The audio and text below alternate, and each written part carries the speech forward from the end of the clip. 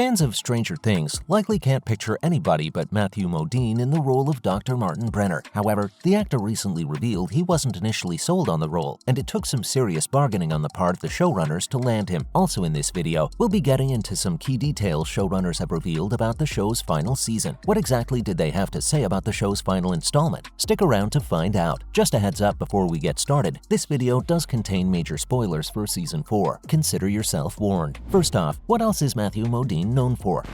And now, you trust Henry. Henry, who's manipulated you like some puppet.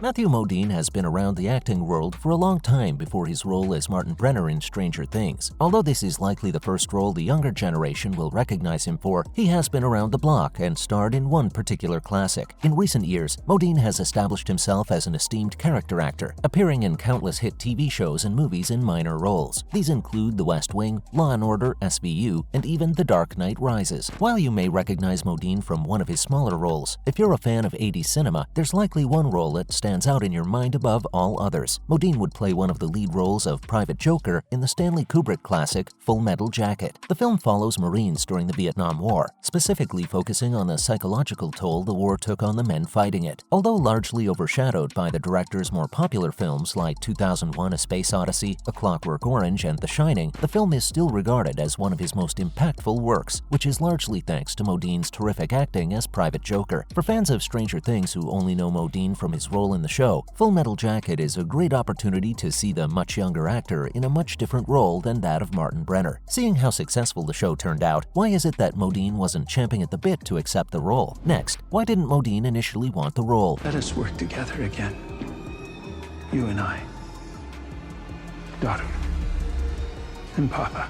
After being one of the most compelling parts of the show throughout the first 2 seasons, Brenner would not appear in Season 3. This ultimately set the stage for his fan-favorite return in Season 4, where he would help Eleven regain her powers using his dubious scientific methods. In Episode 8 of the season, Brenner would pass away, but not before emotionally reaching closure in his arc with Eleven. Brenner quickly became one of the most engaging and mysterious characters on the show, and it seems odd that he wouldn't have wanted to take on such a role. In fact, with the overwhelming praise and rabid fandom Stranger Things has gained over its 4-season run, it seems bizarre that any actor would have been conflicted about accepting a role on the show. Keep in mind, however, that Stranger Things was not always guaranteed to be a success, and accepting a role in the first season was a risk for many of the actors involved. Modine explained in a recent interview with The Guardian that the role just didn't sound right to him, and that he turned it down multiple times before accepting. He claimed that after each refusal, he would continue to be contacted by the Duffers. It was clear to Modine that they only saw him in the role, and he began to respond to the passion they had for the project.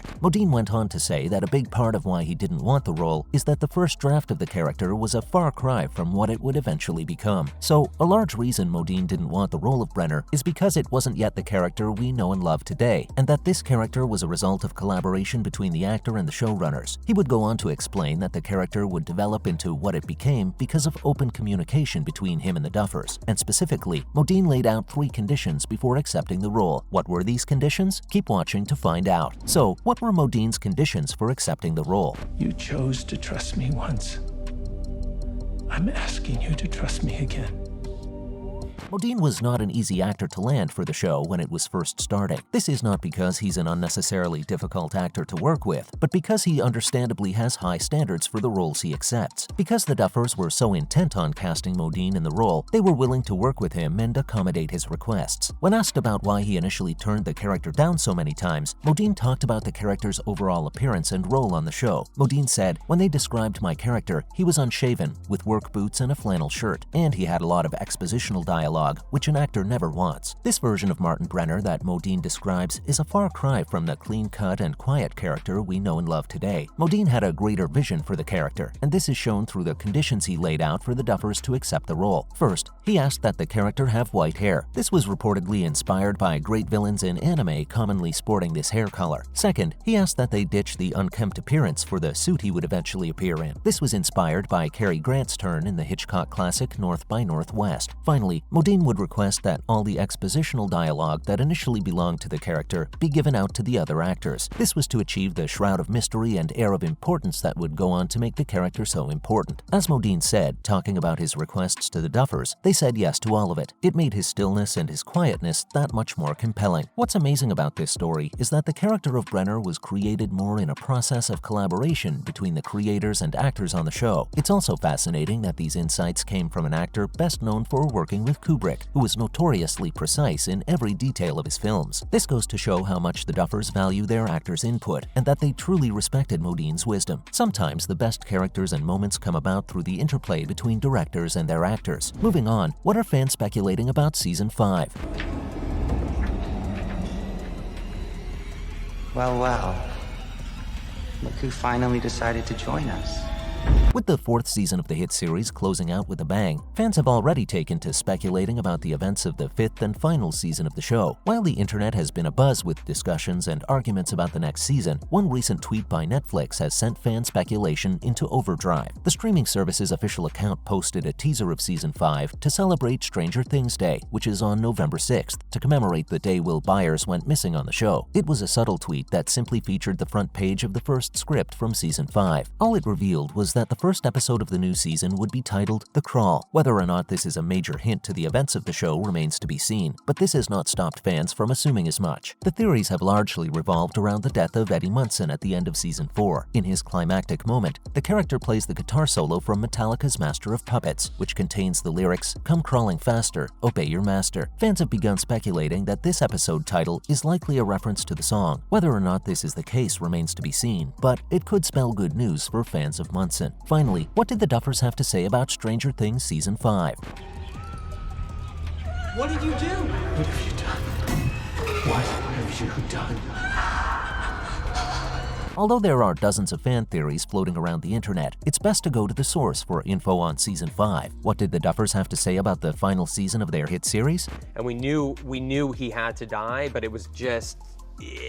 Yes, I have some there's definitely a part of me that wishes he was still around. They recently explained that Season 5 will contain elements of each season of the show and act as a culmination of everything that's happened so far. As they said, it's got a little bit of everything. They added that they plan on genuinely wrapping up the arcs of each character, which would give the fans of the series closure, as they have been with these characters for a long time now. Also, with the Upside Down breaking into Hawkins at the end of Season 4, the Duffers have assured fans that Season 5 will be upping the stakes. Although the final twists and turns of the show can only be pondered about, for now, the Duffers want fans to trust that they know what they're doing. The showrunners promise to tie up any loose ends left over from Season 4 and that the show will receive a proper, satisfying end. Are you a big fan of Stranger Things?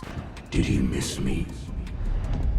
I've been meaning to check back in, but I've been busy. Can you imagine anyone else in the role of Dr. Brenner? Who else do you think would have been a good fit? Are you excited about Season 5? Do you have any theories of your own about what will take place? Let us know all your thoughts in the comments below. Don't forget to like and subscribe as well. Thanks for watching, and as always, we'll see you next time.